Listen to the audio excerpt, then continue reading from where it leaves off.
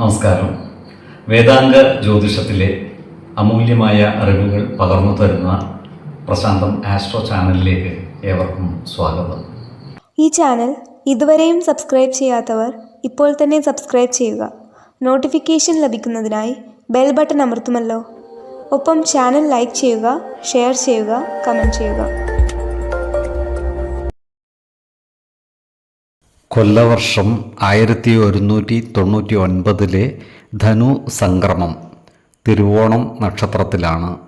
ധനു 1-ാം തീയതിയിലെ ഗ്രഹനില അനുസരിച്ച് മേടം രാശിയിൽ സർവേശ്വരകാരകനായ വ്യാഴവും, എടവത്തിൽ ഗുളികനും, കന്നിരാശിയിൽ കേതുവും, തുലാം രാശിയിൽ ശുക്രനും, വൃശ്ചികത്തിൽ കുജനും, ധനുരാശിയിൽ ആദിത്യനും ബുധനും, മകരത്തിൽ ചന്ദ്രനും, കുംഭം രാശിയിൽ ശനിയും, മീനത്തിൽ രാഹുവും സ്ഥിതി ചെയ്യുന്നു. അശ്വതി നക്ഷത്രത്തിൽ ജനിച്ചവർക്ക് ധനുമാസം പൊതുവെ ഗുണദോഷ സമ്മിശ്രമായിരിക്കും. ഈ നക്ഷത്രക്കാർ ഏറ്റെടുക്കുന്ന എല്ലാ കാര്യങ്ങളും മനസ്സില്ലാ മനസ്സോടെയാണെങ്കിലും ചെയ്തു പൂർത്തിയാക്കുന്നതാണ്. അതുകൊണ്ട് തന്നെ പൊതു സമൂഹത്തിൽ നല്ല പേര് നിലനിർത്തുവാൻ ഇവർക്ക് സാധിക്കുന്നതുമാണ്. ഇവരുടെ സാമ്പത്തിക നില തൃപ്തികരമാണെങ്കിലും പണത്തിനോടുള്ള ഇവരുടെ ആർത്തിക്ക് യാതൊരു കുറവും കാണില്ല. അതുകൊണ്ട് തന്നെ സാമ്പത്തിക നേട്ടമുണ്ടാക്കാൻ കിട്ടുന്ന ഒരു സന്ദർഭവും ഇവർ പാഴാക്കുകയുമില്ല. എന്നാൽ സാമ്പത്തിക കാര്യങ്ങൾ കൈകാര്യം ചെയ്യുമ്പോൾ അതീവ ജാഗ്രത പാലിക്കുന്നത് ഗുണകരമായിരിക്കും. വരവ് ചെലവ് കണക്കുകൾ കൃത്യമായി സൂക്ഷിക്കുകയും അമിത ചിലവുകൾ നിയന്ത്രിച്ചു നിർത്തുകയും വേണം. ഈ നക്ഷത്രക്കാരുടെ ആരോഗ്യനില മെച്ചപ്പെടുന്നതാണ്. അതുകൊണ്ട് തന്നെ ഇവർക്ക് ഉന്മേഷം വർദ്ധിക്കുവാൻ ഇടയുണ്ട്. ജീവിതശൈലീ രോഗങ്ങളെ ഒരു പരിധിവരെ നിയന്ത്രിച്ചു നിർത്തുവാൻ ഇവർക്ക് സാധിക്കുന്നതുമാണ്. ഈ നക്ഷത്രക്കാരുടെ പുതിയ കൂട്ടുകെട്ടുകൾ അത്ര അനുകൂലമായി തീരണമെന്നില്ല.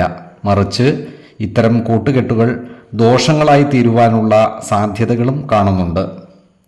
അതിനാൽ പുതിയ സുഹൃത്തുക്കളെയും മറ്റും തിരഞ്ഞെടുക്കുമ്പോൾ അതീവ ശ്രദ്ധ പതിപ്പിക്കേണ്ടതുമാണ്. ഈ നക്ഷത്രക്കാർക്ക് കുടുംബ സുഖം കുറയുവാനുള്ള സാധ്യതകൾ കാണുന്നുണ്ട്. അതിനാൽ കുടുംബ അംഗങ്ങളോടും മറ്റും നല്ല രീതിയിൽ പെരുമാറുകയും എല്ലാവരുടെയും ഇഷ്ടം നേടിയെടുക്കുവാൻ പരമാവധി പരിശ്രമിക്കുകയും വേണം. കുടുംബത്തിലെ അനാവശ്യ ഇടപെടലുകളും ഭാഷണങ്ങളും നിയന്ത്രിച്ചു നിർത്തേണ്ടതുമാണ്. ഏതൊരു കാര്യം ചെയ്യുമ്പോഴും 2 വട്ടം ആലോചിച്ച് മുന്നോട്ട് നീങ്ങുന്നതാണ് ഗുണകരമാവുക. 3, 13, 23 തീയതികൾ അനുകൂലവുമാണ്. ഭരണി നക്ഷത്രത്തിൽ ജനിച്ചവർക്ക് ധനുമാസം പൊതുവെ ഗുണദോഷ സമ്മിശ്രമായിരിക്കും. ഈ നക്ഷത്രക്കാരായ ബിസിനസ്സുകാർ വരുമാന വർധനവിനായി പല വഴികളും സ്വീകരിക്കുന്നതാണ്. എന്നാൽ നിയമസാധുതയില്ലാത്ത ബിസിനസ്സുകൾക്ക് കൂട്ടുനിൽക്കാതിരിക്കാൻ പ്രത്യേകം ശ്രദ്ധിക്കേണ്ടതുമാണ്. കാലത്തിനനുസരിച്ച മാറ്റങ്ങൾ ബിസിനസ് മേഖലയിൽ നടപ്പിലാക്കുന്നതിന് ഇവർക്ക് സാധിക്കുന്നതുമാണ്. എന്നാൽ ബിസിനസ് കാര്യങ്ങൾക്കായി വലിയ ലോണുകളും കടങ്ങളും എടുക്കുമ്പോൾ ജാഗ്രത പാലിക്കേണ്ടതുമാണ്. വലിയ കടങ്ങൾ വീട്ടുന്നതിനായി പുതിയ ലോണുകൾ എടുക്കേണ്ടതായി വന്നേക്കുവാൻ ഇടയുണ്ട്. പരസ്യ മേഖലയിൽ പ്രവർത്തിക്കുന്ന ഈ നക്ഷത്രക്കാർക്ക് വരുമാന വർധനവ് ഉണ്ടാകുന്നതാണ്. പരസ്യ മേഖലയിലെ പ്രവർത്തനങ്ങൾക്ക് നൂതന സാങ്കേതിക വിദ്യകൾ ഉപയോഗപ്പെടുത്തുവാൻ ഇവർക്ക് സാധിക്കുന്നതുമാണ്. മാസത്തിൻ്റെ അവസാന നാളുകൾ ഈ നക്ഷത്രക്കാർക്ക് ഗുണഫലങ്ങൾ നൽകുന്നതാണ്. ഈ നക്ഷത്രക്കാർക്ക് സ്ത്രീകൾ മുഖാന്തരം മാനസിക വിഷമം അനുഭവിക്കുവാനുള്ള യോഗം കാണുന്നുണ്ട്. അതിനാൽ സ്ത്രീകളുമായി ബന്ധപ്പെട്ടുള്ള ഏതു പ്രവൃത്തികളിൽ ഏർപ്പെടുമ്പോഴും ഒരു പ്രത്യേക ശ്രദ്ധ പുലർത്തുന്നത് ഗുണകരമായിരിക്കും. അതുപോലെ ഈ നക്ഷത്രക്കാർ ആരോഗ്യകാര്യങ്ങളിലും ഒരു പ്രത്യേക ശ്രദ്ധ പുലർത്തുന്നത് ഗുണകരമായിരിക്കും. ജീവിതശൈലീ രോഗങ്ങൾക്ക് സ്ഥിരമായി മരുന്ന് കഴിക്കുന്നവർ കൃത്യമായ വൈദ്യ പരിശോധനകൾ നടത്തേണ്ടതും ഡോക്ടറുടെ നിർദ്ദേശമനുസരിച്ചുള്ള മരുന്നുകൾ മുടങ്ങാതെ കഴിക്കേണ്ടതുമാണ്. ആരോഗ്യ പരിപാലനത്തിനായി പോഷക ആഹാരം കഴിക്കുകയും വ്യായാമവും വിശ്രമവും നൽകി ശരീരത്തെ പരിരക്ഷിക്കുകയും വേണം. 1, 19, 30 എന്നീ തീയതികൾ അനുകൂലമാണ്.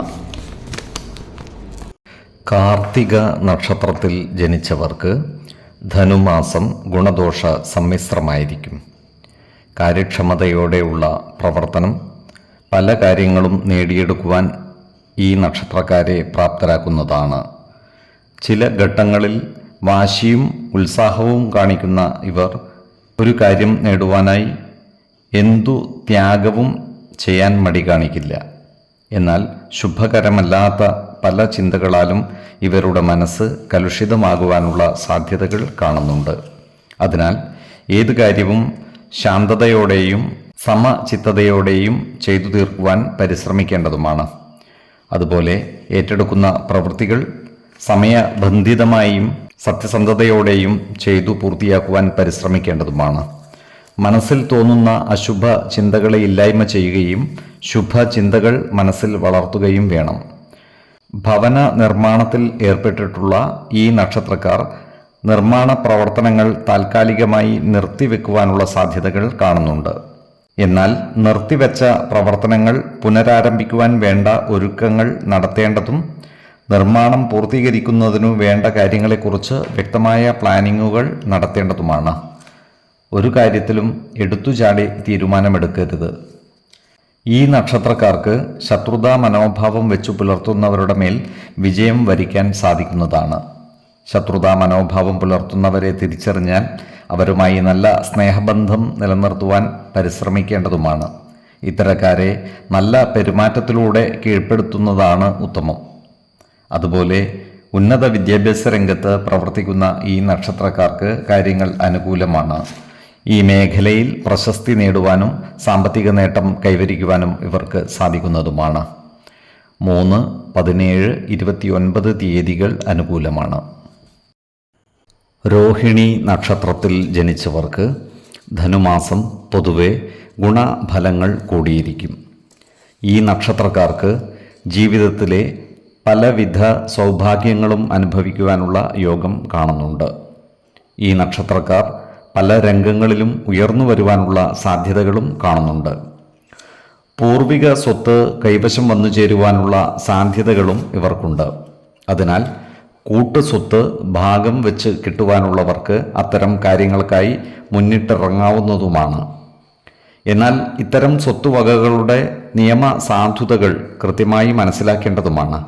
വേണമെങ്കിൽ ഒരു നിയമജ്ഞനെ കണ്ട് നിയമ ഉപദേശം തേടാവുന്നതുമാണ്.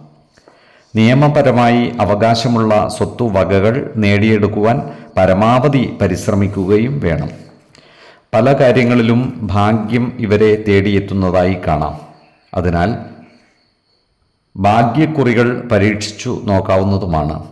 സംഘടനാ രംഗത്ത് പ്രവർത്തിക്കുന്ന ഈ നക്ഷത്രക്കാർക്കും കാര്യങ്ങൾ അനുകൂലമാണ്. സംഘടനകളിൽ പണമിടപാടുകളുടെ ചുമതല ഏറ്റെടുത്ത് പ്രവർത്തിക്കുവാനുള്ള യോഗവും ഇവർക്ക് കാണുന്നുണ്ട്.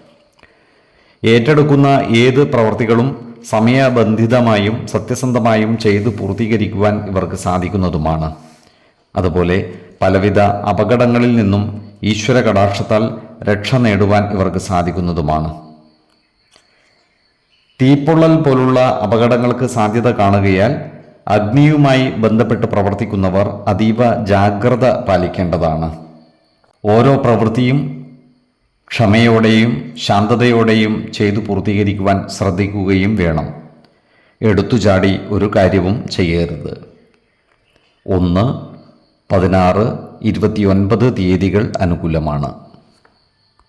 ഈ നക്ഷത്രക്കാർ ജനിച്ച സമയത്തെ അടിസ്ഥാനമാക്കിയുള്ള ജാതകത്തിലെ ലഗ്ന രാശിയുടെയും ലഗ്ന അധിപൻ്റെയും സ്ഥിതിയും ശുഭപാപ ഭാവങ്ങളുടെ സ്ഥിതിയും ഓരോ രാശിയിലെയും ഗ്രഹങ്ങളുടെ സ്ഥിതിയും അനുസരിച്ച് ഇവരുടെ പൊതുഫലത്തിൽ ഏറ്റക്കുറച്ചിലുകൾ ഉണ്ടാകുവാനിടയുണ്ട്.